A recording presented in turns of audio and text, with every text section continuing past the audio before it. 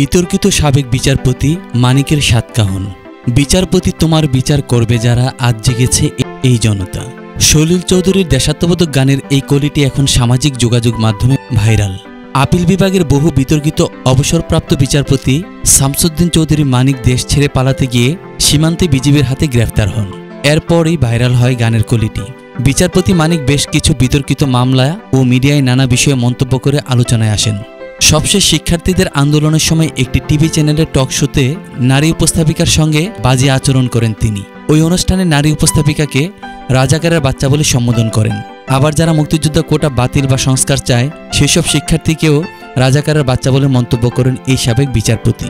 বিচারপতি মানিক দীর্ঘ প্রায় 2 দশক ধরে নানা কাজে বিতর্ক তৈরি করেছেন, আর এসব বিতর্কের কারণেই তিনি এত পরিচিত।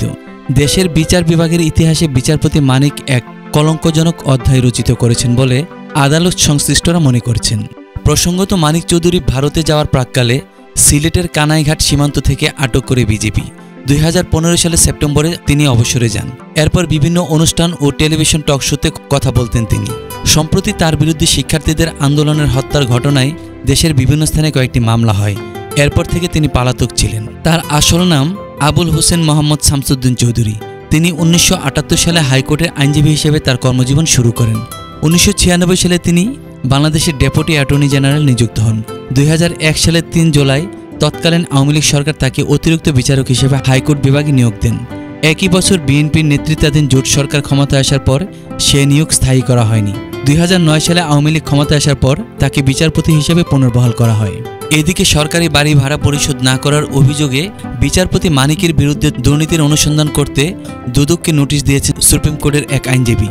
একটি গণমাধ্যমের সংবাদকে উদ্ধৃত করে নোটিশে বলা হয়, অবসরে যাওয়ার পর 1 বছরের বেশি সময় রাজধানীর গুলশানে একটি সরকারি বাড়ি দখলে রেখেছিলেন অবসরপ্রাপ্ত বিচারপতি।